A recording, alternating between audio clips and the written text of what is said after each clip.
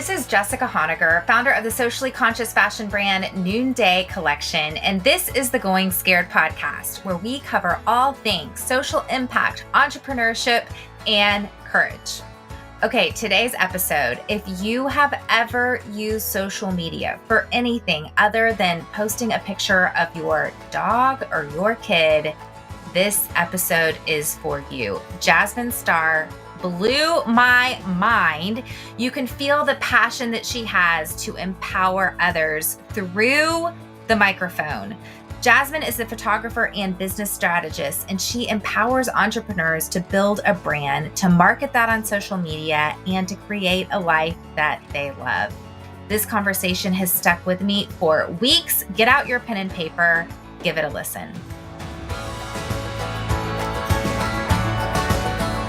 Well, first of all, I want to hear the 101 you gave me sitting in the Target store. So Jasmine and I recently got to hang out in Austin for the Austin Angels Foster Care Project, which was so awesome. And that video you guys made killed it. Oh, thank you. It was exciting. And, oftentimes I could say thank you, but the true talent belies with the video creator. We were just there doing our thing and having fun and blessing kids along the way. And to be surrounded by such a creative community in Austin is a gift. Well, that was awesome. That was so fun. And I was just so glad because I've been wanting to connect with you for years.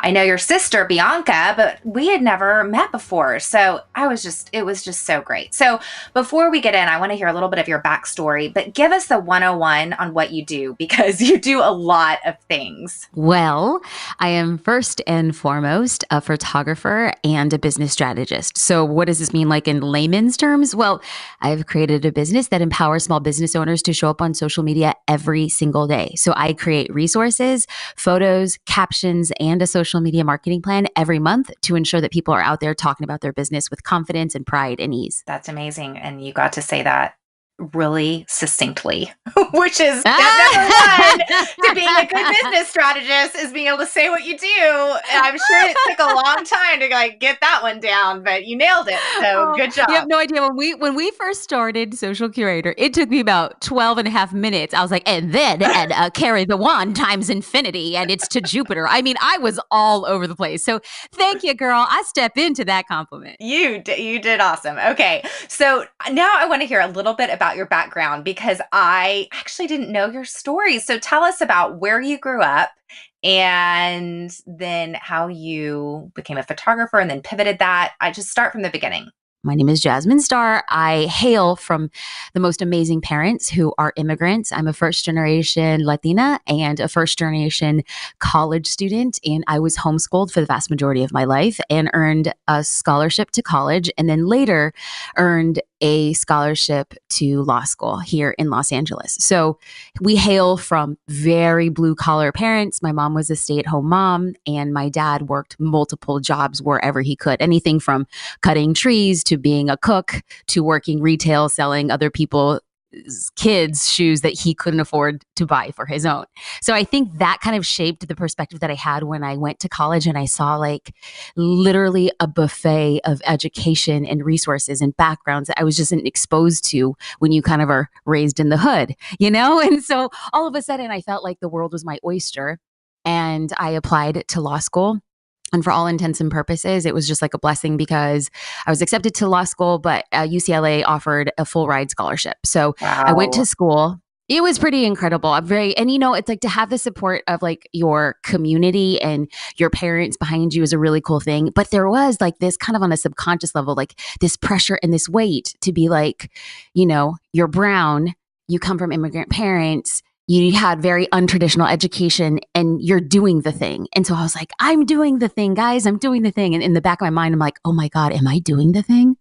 And so I got to law school and I realized that it was really difficult for me to get acclimated. I just felt like I was a fish, a fish out of water in a very different pond. I felt like I was like a fish in outer space. So it wasn't very comfortable for me, but I was like, this is just what I have to do because I'm doing the thing. kind of question mark. And so during the first year of law school, my mom unfortunately had a relapse with brain cancer. And it was just like this coming to. I was unhappy in law school. I was unhappy in life. And I was unhappy at the prospect of losing my mom. She had battled for about 8 years. And so the doctors Wow. had said, your time had come. And so my dad is a pastor in East Los Angeles, California. And I think that where men see limitations, God sees possibilities for a miracle. Mm. And we didn't know that at the time. And so I left school. I moved home. And I just said, my mom has seen me grow up, and the only thing I want is for her to see me get married. And at this time, I had been dating my boyfriend 9 years. And I said, okay, we're planning a wedding. I had my life in an Excel spreadsheet. I was like, in year 2.5 of in law school, I'm going to get married. And that went out the window. I was like, how soon can we get married? And he proposed, and we planned a wedding in less than 3 months. And against all odds, my mother and my father walked me down the aisle. And that was the start of like a big shift in her life and in my life. In that I'm like, life is too short Wow. to do something you don't want to do. And God did, in fact, do a miracle. I was lucky enough to even hang out with my mom yesterday. So life is beautiful. That is so amazing. Yeah, it's crazy when I talk about it. I think sometimes I don't want to, my pretend best friend, Brene Brown, she says that we have this thing called gold-plated grit, where we can look back at really hard times in our life and then cover it. Like, see, guys, it's like a Hallmark Christmas special, but it's kind of like when you look back, you can't help but see that something much bigger was at play for me, my mom, our family, our community, my dad's church. And so as a testament to like goodness and grace, I was like, I can't go back to law school. Like, I'm so unhappy there. And my husband asked me, my poor brand new husband, it's like we hadn't even been home a week. And he's like, if you could a week from our honeymoon. So, poor guy doesn't know what he's getting into. He said, if you could do one thing for the rest of your life, like, what would it be? And I said, I want to be a photographer. And He's had like, you dabbled with no, nothing? I didn't even own a camera. I didn't own a camera. Like, Where did that come from, though? I think from a mix of ways. Like, my mom had always encouraged us to be creative. Like, I think naturally as homeschool moms do, they have like a penchant or a bent towards creativity. I knew I'd always like to create. I did have a very, very, very basic, simple like film camera in college, and I developed my own film, but it was kind of like a hobby, like a thing, like a joke for all intents and purposes. Because when you're a girl from the hood and your family immigrates to like America, you're not kind of like, I want to be an artist, guys. Like, no, you say, this is my ticket. Like, this is You're like, I got to be a lawyer. I got to be a doctor. Yeah. Absolutely. And so it was just like not a thing. And when I said I wanted to be a photographer, I didn't have a camera. And this was like a big, big, big shift away from traditional photography and into digital photography. And other people might hear that and say like, well, why don't you just finish law school? Or why don't you just get a job and, see what happens? And if you can kind of pursue a side hustle, which was fine. I think that's what it turned into. But instead of saying all the reasons why it wouldn't work, he just said, I would rather see you fail at something you love than succeed at something you hate. And so he got me a very, very simple, basic digital camera. I opened it up on January 1st, 2006. And then by 2009, our photography studio we were named some of the top photographers in the world. So it was a pretty incredible feat. And if anybody noticed, I said, I shifted from first person to plural. Like I said, I was doing this, and then I said our business. He transitioned into the business, became my official business partner in 2008. And then by 2009, our just lives, careers, trajectory completely changed. And did you ever go back to school? Girl, no. I ran from that like Sodom and Gomorrah. You don't look back. I'll turn into a pillar of salt. No, thank you. No. I love that. It reminds me, I just finished Becoming by Michelle Obama, and she really talks about a similar journey of being this box checker. Like, okay, you got to do this. And so she went to she got the law degree. And then suddenly she's like, this isn't even like, she hated it. Oh, Michelle and Brene are our best friends. They just don't know Yeah, it yet. they are. And I read that book and I just kept on saying like, amen. Like I just literally felt like she's much cooler, better looking and educated and refined than I am. But I'm like, you're aspirational, girl, but I'm in your shadow, like running right behind you. So yeah, definitely. It resonated with me. Wow. Okay. So how did that happen though? Because you just are like, right? Man, we got cameras, and then 3 years later, we are top photographers in the entire world. So can you tell me, like, when you look back, and the retrospect is such a gift, what were some of those key milestones that led to a successful photography career? Okay, so I love this question because it's getting to the nitty gritty. It's getting to the raw, real stuff. But before we get there, I want to invite everybody to go on a journey that is not my own, but your own. So we hear the word photography, as we hear the word business, it's really important that you insert yourself in the conversation in whatever it is that you're doing, running for PTA or starting Girl Scouts or starting your own business or whatever the case may be. Is that the underlying trials that we all go through whenever we want to try something new apply and pertain to all of us. So let's go back to 2006. I unboxed this camera and like quite literally the things I'm saying to myself are like, move over, Annie Leibovitz. I'm here. It's like Ansel Adams. Nah, no. Like Haven't I've seen arrived. Jasmine Like Star yet. you haven't seen it yet. Let me just tell you. And so I'm there. I don't even know how to turn the camera on because the battery's not in. So I take a few photos and I realize I'm really terrible. Like I'm not bad. I'm terrible. And I thought to myself, this is not good. This is really bad. And so I do what any new business owner does. At the time, I didn't think it was a business, but I was like, I'm going to pretend, I'm going to act like I'm a business owner and I'm going to speak it into existence. And so I went to Google and I went to YouTube and I spent day after day after day consuming information and then applying that information. Because I think during this time, this is roughly 2006, 2007, and like the internet was just booming and there was this temptation to consume, and then not do. And I think what I realized early on was like action is the antidote to fear. I heard that quote somewhere. It could be on a Christmas card. I'm not quite sure. So please don't think it's mine. But I will say that by taking action, it really forced me to put work behind my ideas and passions. And so I would study, I would learn, and then I would go out and practice every single day with my camera. Now, at the time, I had a part-time job. I was working at my daddy's church. And then whatever time I had on the off side, I was really just having a side hustle and trying to get people to look at me like a photographer and not like a law school dropout or like that, perpetual millennial was like, and so I just started a new project, guys. I mean, I had a full ride to UCLA, but it just wasn't fulfilling. Right. It just wasn't my thing, guys. Like, get with it. So I think that transitionary period, but I do think much like anything, like this is pretty much science. Like the more time you spend doing something, you naturally just get better. And so I became inculcated and brainwashed in photography. And I just started shooting and doing everything I could. And about 12 months later, I got my very first trusting client. And then the business just mushroomed from there. And I think it's a testament to understanding that talent is overridden by passion and caring about other people. Because when I first started, I wasn't all that good, but dang it, I was passionate and I cared and I promised to deliver on the thing that somebody had hired me to do. And that became a game changer in my business. So true. I mean, it's crazy, but I am just now starting to appreciate that passion matters. And I know that's crazy because I'm such a passionate person, but I think I've diminished, like I have thought like, oh, smart, strategic people that can work pivot tables. But I'm like, no, I am so passionate. That's gotten me somewhere in life. So I love 1,000%. Yes. 1,000%. Okay, but there's so many different ways you can go as a photographer. Were you thinking business? Were you thinking profitability at this point? Or were you like still like, I am gonna just go be a photojournalist and who cares about the money? No, I just girl. want the art. And that it's so funny because during my first year being considered like a professional photographer, it was like 2007, kind of entered into the photography scene. And I think there was a lot of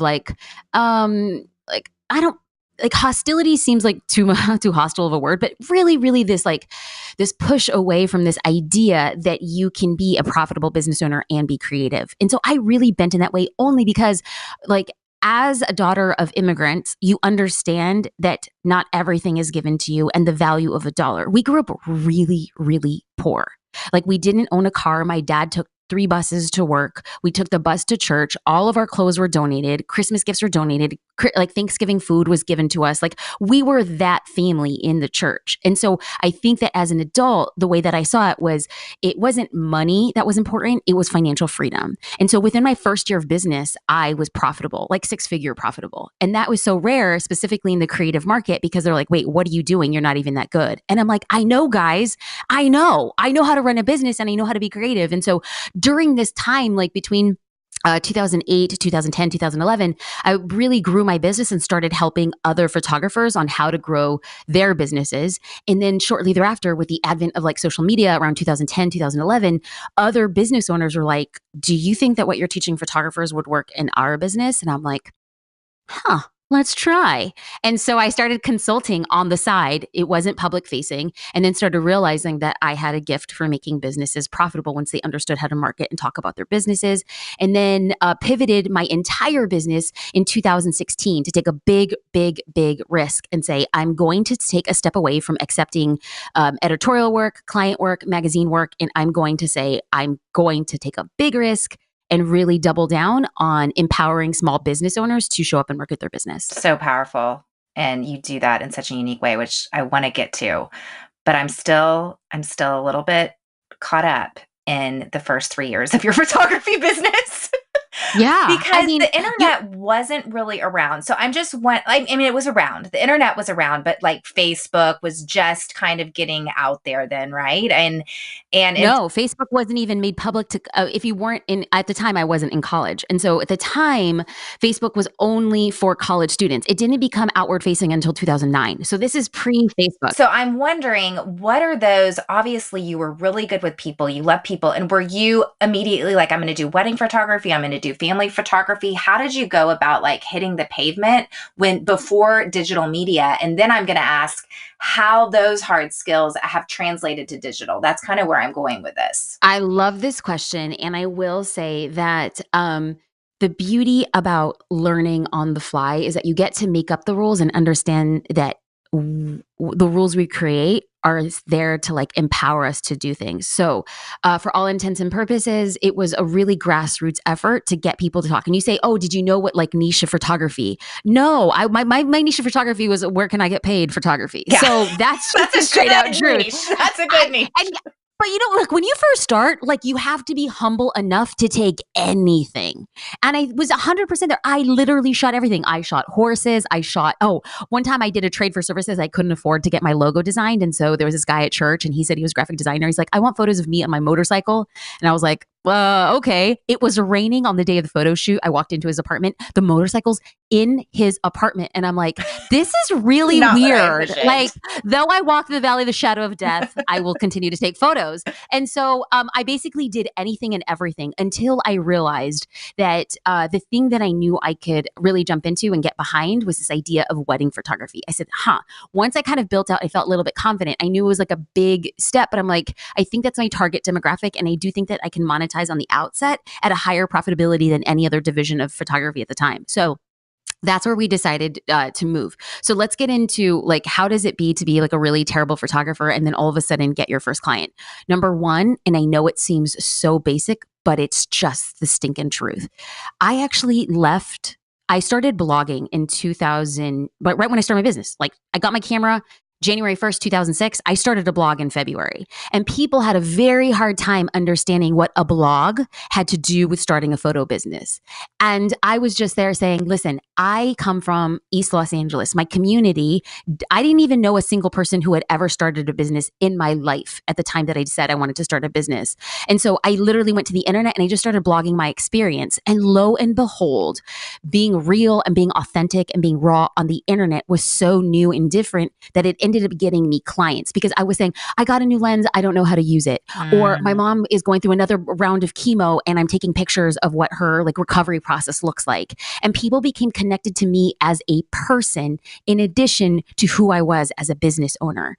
And then it was what I can look back now and say is that the human element as you build a small business is so wildly undervalued that if people understood that if you put all of your efforts in being and showcasing who you are, it will then translate into what you sell.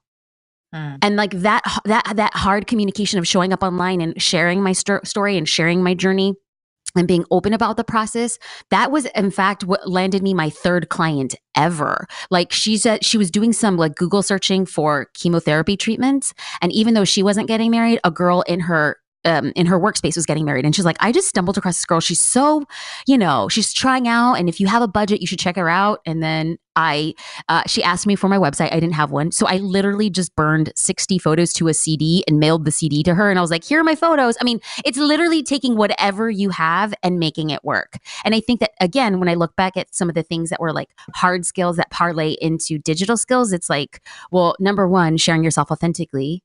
And number two, doing whatever it stinking takes to get yourself where you want to go.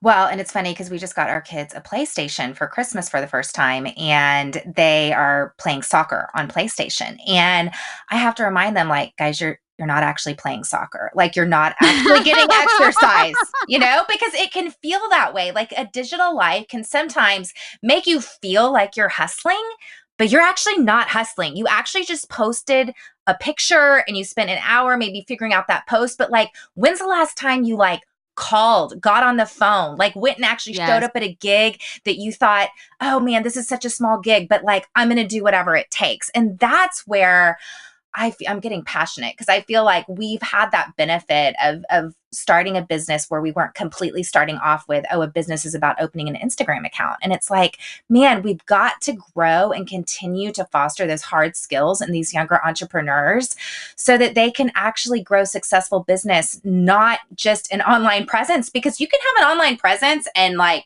not behind the scenes have $0 to your name. 1,000%. I mean, that's more common than anybody ever knows. And so I know that is what you're passionate about too, and what led you to actually make this pivot is because you're passionate about profitability. So let's talk a little bit about social media, because I love what you said earlier about showing up, being yourself online. And that is a question I get a ton. I lead this community of ambassadors. So it's saleswomen, it's social entrepreneurs, over 2,000 of these women. And many of them start off because of the impact and they want to make the income. But the social media bit is something that they're like a little wobbly on their feet trying to learn. And I get that question a lot. Like, what's that balance between content that's about me and my kids, and then content's about my business. So, and I know that you teach on this. So be our teacher a little bit now. Great. And so please, number one, please interrupt me. Please ask clarifying questions. I have a tendency to lily pad, or even sometimes like being like, oh, and you're like, whoa, no, we don't. So please jump in at any given point in time. And I think that I love this question because we can get so nuanced, specifically with Noonday ambassadors and then other people who are in that direct sales kind of sphere, and understanding that many of us get caught up in, number one, what people are going to think. Oh, that's number one. What holds us back? That's number one. Absolutely. And so I just feel like if we could all raise our hands and make the general commitment to say that what I am posting isn't a reflection, or I'm not going to reflect and think that their opinions have any bearing on me. We cannot control what other people think about us, but we can control what we think about us and how we react to their opinions. So before we even get into tactics, if that foundation isn't in place, you're already so far behind the curve and you're in your own head. So once you move out of your head, then I have another great piece of information. It still ain't about you. Number two is that even when you get into something sales, direct sales, or even as a photographer and something that's highly specific to what you provide, it isn't about you. It is about how your service or product resonates with your end consumer. And the beauty about selling a singular thing, even if it's, let's just say, a widget, is that we, you, me, and 10 other people could all be selling an identical widget. But the beauty lies in understanding that who our end consumer is different. Now, if we can identify, number one, who our end consumer is, then we can get out of our own heads and think, this ain't about me. This is how can I show up for this person in a way that resonates with him or her and makes this widget feel like I am going to be their guide, their service person, and their coach in using it and styling it and implementing it, whatever that then becomes. So social media rule number one, get out of your own way and get out of your own head. Social media tip number two is understand your target demographic first, far before you actually show up on social media. Because if your idea of showing up on social media is to just say, okay, I'm here, I check this box, see, it's not working for me. Well, it's not going to work for you. You have to work for it. So when you serve your audience with great and valuable content that teaches them, empowers them, entertains them, helps them escape, you're already ahead of the curve. Okay, I know Then people we right actually now are going to say, oh, well, how do I go about identifying my target audience? So let's break that down because it sounds so markety, but it's super basic. It's super basic and super important. And at the end of the day, you, as an independent entrepreneur, get to choose who that person is. So in my mind, when I say my target demographic or my dream customer, I literally dream up the person I want to work with every single day, or I dream up the person who I want to buy or invest in my product. So let's reverse engineer. So I hypothetically am a Noonday ambassador, and I get to pick if I want to work with a 22-year-old millennial. I get to choose to work with a 31-year-old stay-at-home mom. I get to choose to work with a 65-year-old retiree who has expendable luxury income. So first and foremost, we need to choose our market. Like, who do you every day just want to connect with and empower and make them feel really great about themselves? And once you identify, and I really mean this like specifically, I will give you 10 basic things to ask yourself about this person. So once you're done listening, you actually have a clear plan of action, but we can go much deeper at a later point in time. Number one, give this person a name. When you personalize who that person is, it's like in your mind, like, oh, I need to speak to Michelle.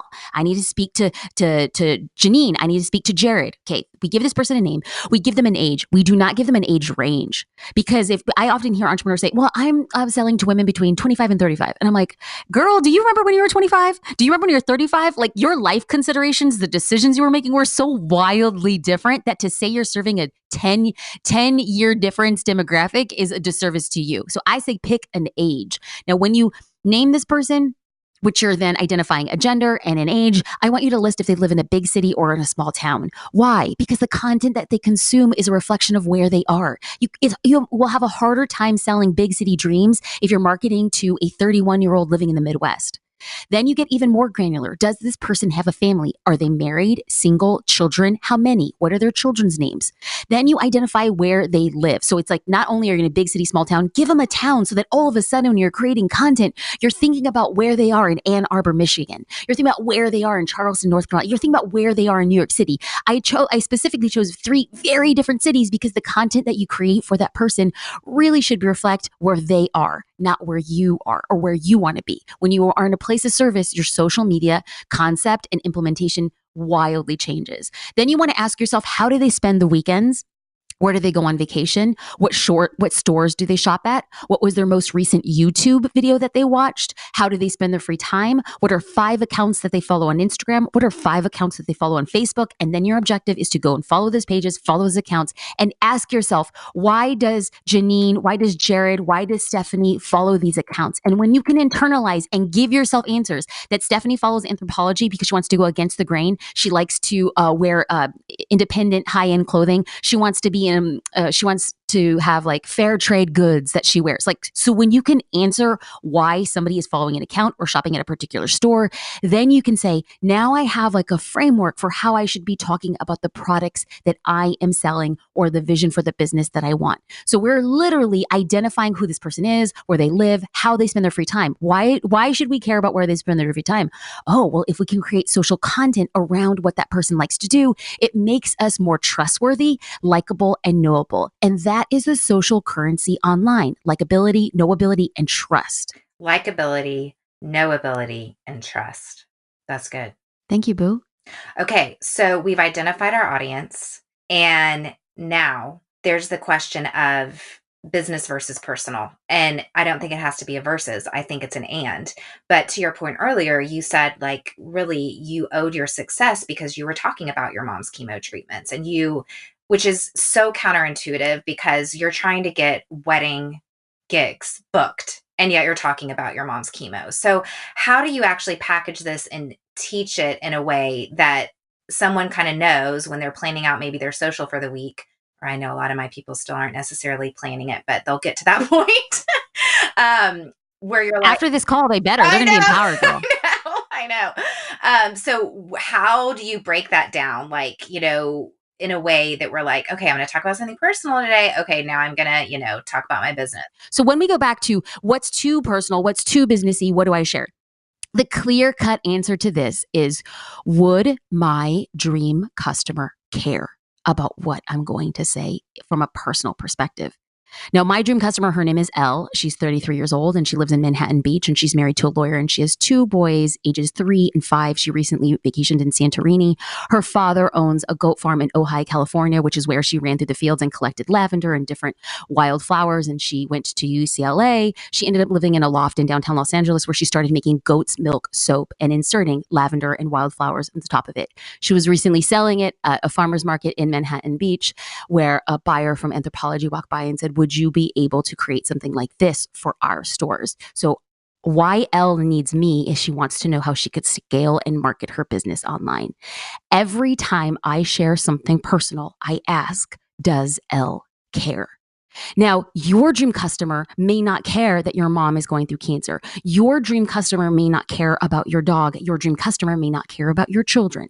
And in that way, it is nothing personal. It is business. And so you're going to create content about things they care about. Why? Social media is all about the me. Unfortunately, for the best and worst case, it is all about the me. How much joy, satisfaction, entertainment am I deriving with this device in my hand? As we represent our business, we are in a place of service to our customers. And lo and behold, when I decided that yes, I would share about my mother's journey with brain cancer and remission, and when I talked about my dog, and when I talked about the vacations I went on, Elle cared about that. And lo and behold, I attracted women who have some sort of experience with cancer in their families. I attracted women who had dogs.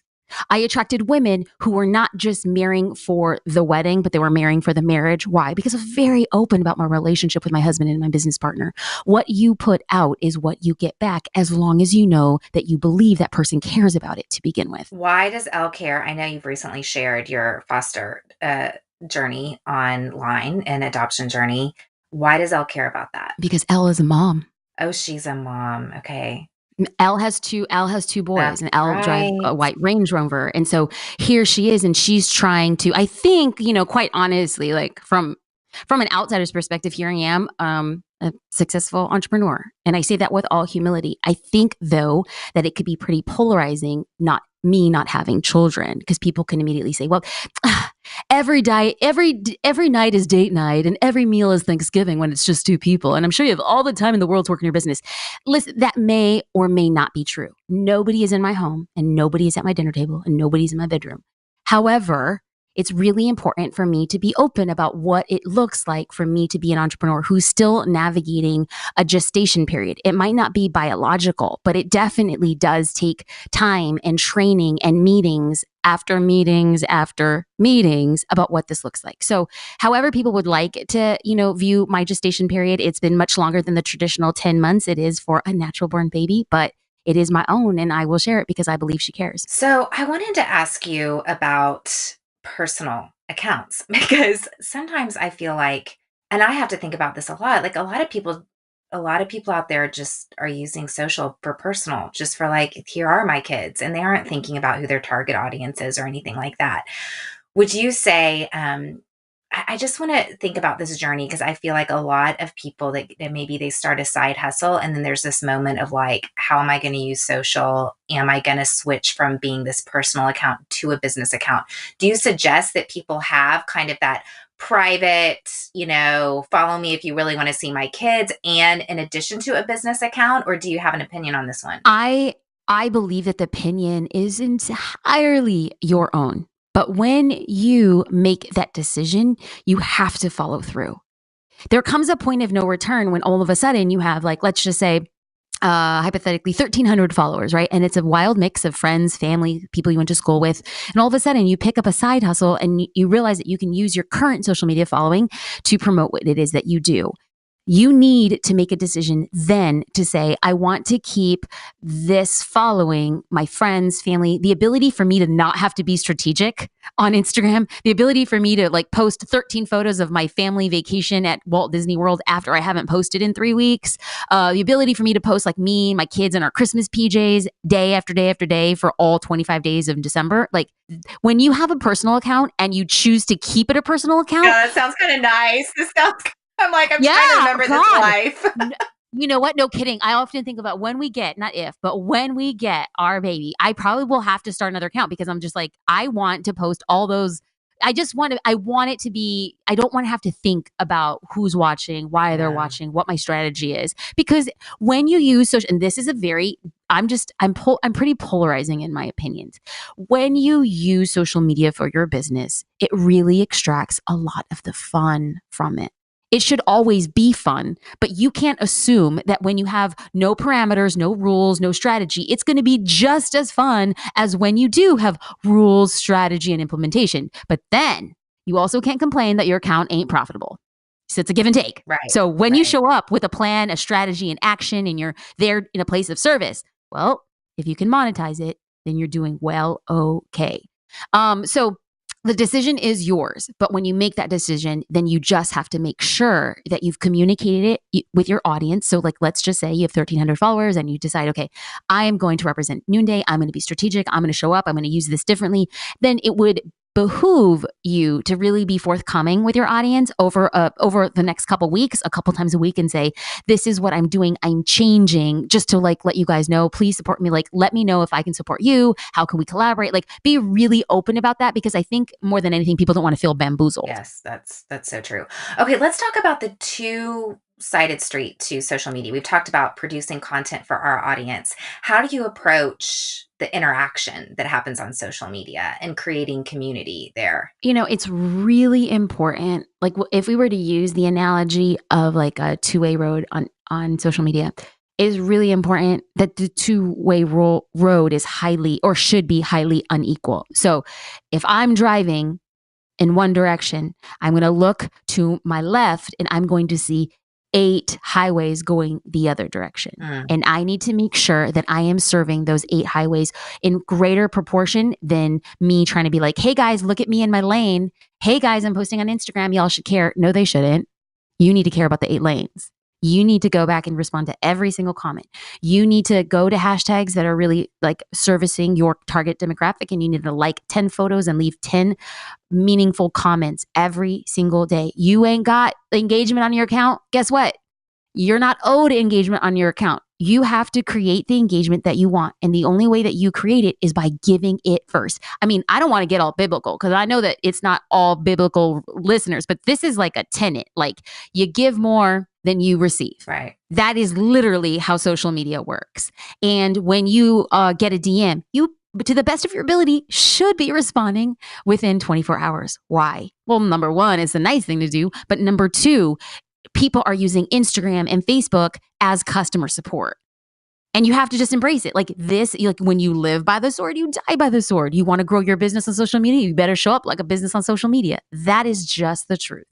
And in order for you to create community, specifically if you're selling something, the general sentiment, the culture on social media, when you're selling something, people approach it as buy my thing, buy my thing. Here's a new collection. Here's the fall line. Buy one, get one. We're donating 10% off. Hey, Thanksgiving, what are you thankful for? Buy this necklace. It's like that isn't selling. That is literally like a really bad version of QVC.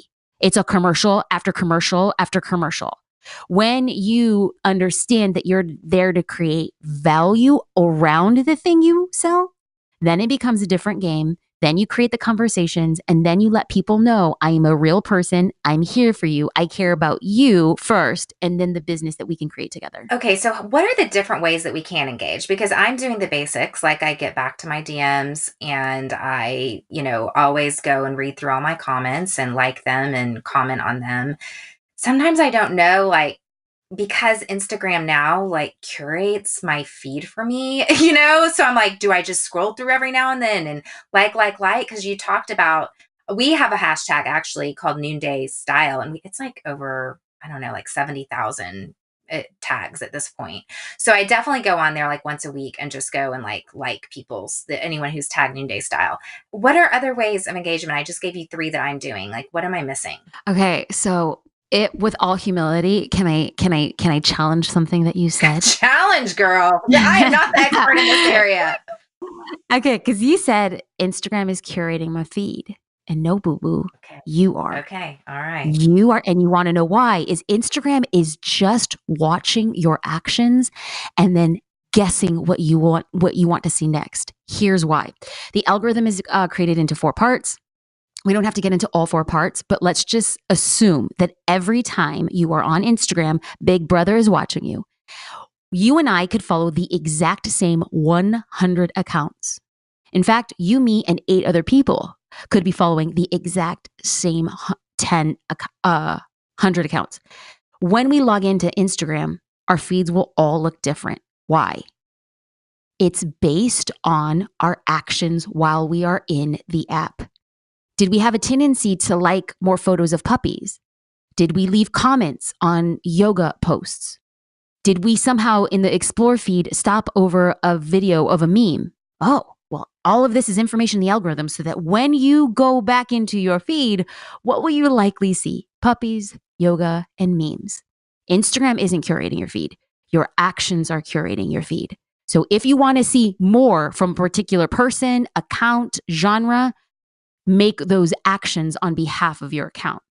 So now that we know that, my objective when I create content as well as when I give content or give engagement is to understand I simply want people taking an action on my account so that the next time they open the app, there's a higher likelihood of them seeing my photos and videos and Instagram stories.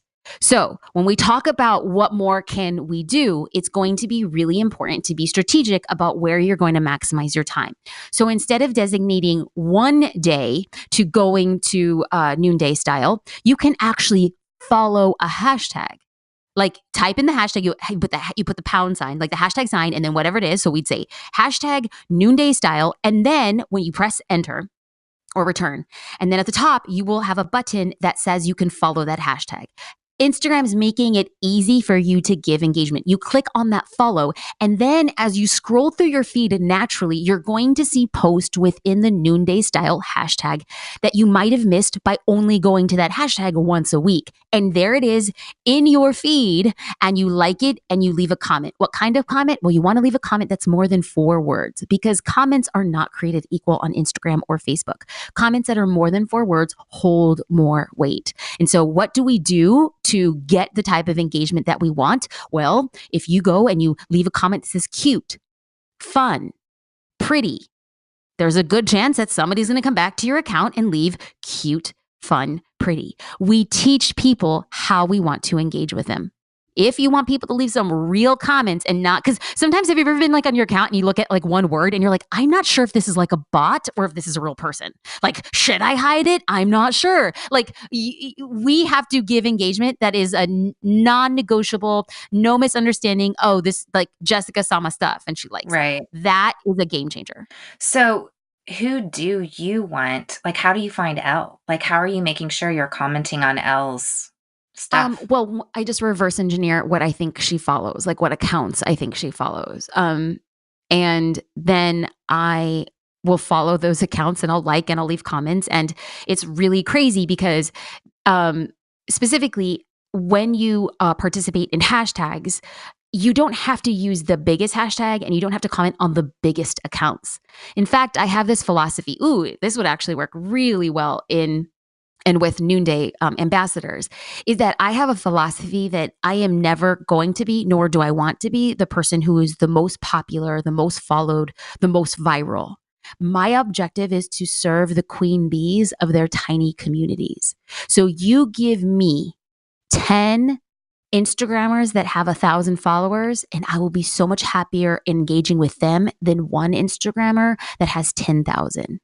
That math has always held up for me because I understand that when there's smaller, tiny microcosms of community of people who trust the queen bee, if I could create a relationship with the queen bee. So let's define what a queen bee is.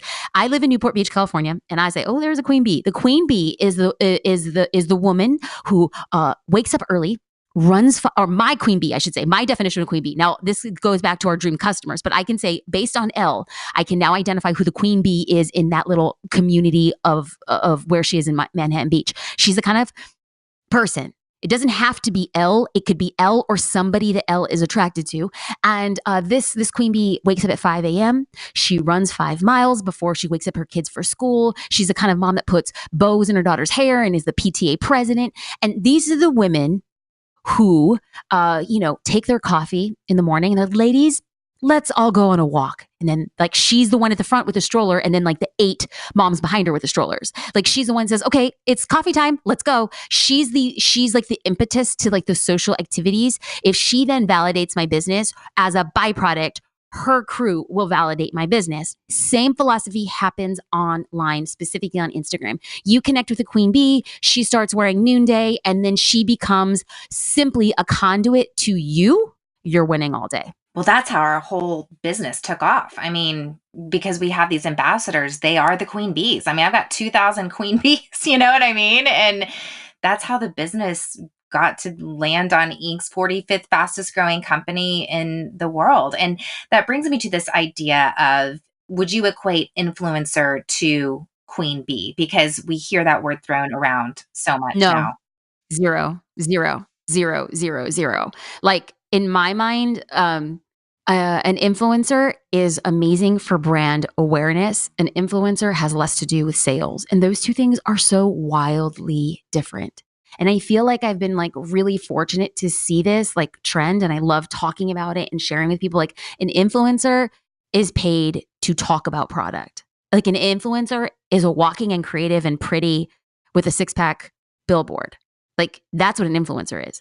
If you want sales, you go to the queen bee. If you want notoriety and visibility, you go to an influencer. And like there are 2 different objectives here. Like quite honestly, like Noonday has its objectives, and then each of the ambassadors have their objectives. So for Noonday, it's been freaking amazing because you're like, we're working with queen bees. But how do you then empower the queen bees to build their networks? They have to know how to identify and spot the queen bees in their neck of the woods. And to have resources and like pathways for them to do that would be in Noonday's best interest, because when you empower your queen bees and they empower their queen bees and they empower their queen bees, then it becomes an entirely different game. Speaking of trends, what have the trends that you've noticed and really taken note of in the last year been, and where do you see trends on social media going? And then I just want to wrap up and hear where you personally are going. You know, I think, for lack of better words, I feel like there's a boomerang effect in social media. Like social media is so new. Like Instagram was, like Facebook was made open for people, like for the masses, like in 2009, 2010. Instagram was really kind of like hit the ground like in 2011, 2012. At the time of this recording, it's 2019. That is in its infancy. Like we haven't had enough time to go through like a decade or a cycle of how it's impacting us as a culture, what we consume, how we behave. It's literally like all of us holding mobile devices are in an 8-year rave. And it's like, what happens when the sun comes up? You know, it's like, how is that going to impact us? And I kind of sort of see a trend would be a boomerang effect of we're kind of understanding the after effects of what it means to be on social and what it means to have an overly curated life, and what it means to like everything's perfect all the time, when what resonates really well on social is not the sob fest. It's not that. It's just people showing up and saying, I have good days. I have not so great days. This is what I do. This is who I am. People who are just real, that's going to win in the next 3 to 4 years on social. Easily. And honestly, though, I feel like some people are just trying to be real and they aren't even real. You know what I mean? Like, it's just like, I feel like people over curate. You have to. It's crazy. I mean, it's crazy. And I listened to this amazing interview by mega influencer, Casey Neistat.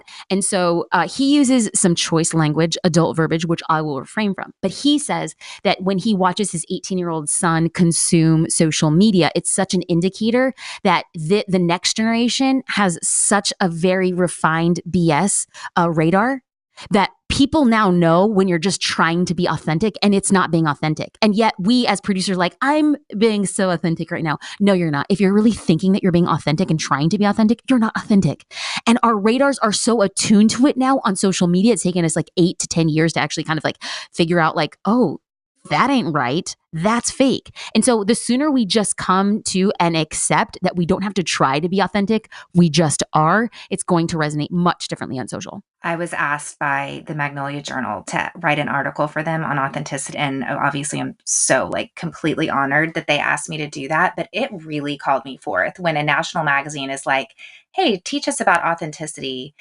And I have to say that I disagree, because I think that authenticity, you do have to be conscious about it, because I think that we are the effortlessness is we want to pretend, like we want to play pretend. I think we naturally want to put the masks on, and it takes a lot of effort for me to go, am I about to play pretend in this situation? Am I about to be a different person around this audience than I am around this audience? So I actually think that authenticity does require effort to do it in a real authentic way. I don't know how to say that. Like, I think it's hard. I think it's just, I think it's hard. oh, it's absolutely hard. It's absolutely hard. And I actually don't think that we're saying anything different at the root of it. And here's how I'm I think that we're just saying it differently. Absolutely, because we're programmed differently. So you have been given this God-gifted skill for you to be like, I need to be highly cognizant that I'm staying true to who I am.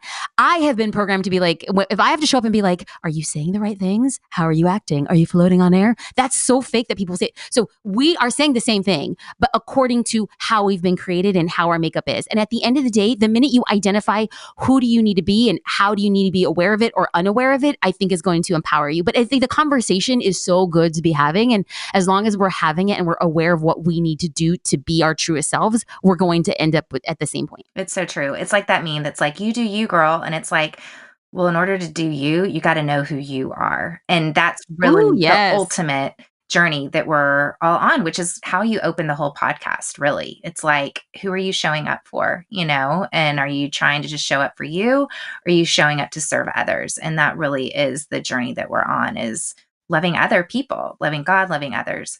Okay, Jasmine, I'm in love with you. Oh my word. Like, why is it taking us this long? I don't know. I don't know, but we had to meet at Target in Austin, Texas for this to happen. And I mean, like, God bless Target, Seriously, forever and always. Okay. Absolutely. Tell me, how do we get more of you? I'm on all social platforms at Jasmine Star. And if you are a small business owner and you're wanting to learn more about how to show up on social media every day, you can get more information at jasminestar.com and check out the resources that I've created at socialcurator.com. Okay. I want to wrap it up by asking you how you're going scared right now. I think we'll loop it around to where I think is like the sorest spot in my heart. I think that it's so easy to talk about things that I feel confident in. That's business and that's God and my family. But the sore spot for me right now where I'm totally going scared is this whole journey to being a parent. Way too many question marks that I'm comfortable with. I think that we have, you make plans and then God laughs. We have made plans for a few years and they just don't work out the way we expect. And so at this point, I just feel like I'm putting one foot in front of the other, trusting that the net will appear when I decide to jump. That was so good. And I love bringing intentionality no matter where you're showing up, whether you have an email list, a social media account, a podcast, a business, whatever you might have where you have an audience. Show up to serve and love on that audience and keep their needs in mind.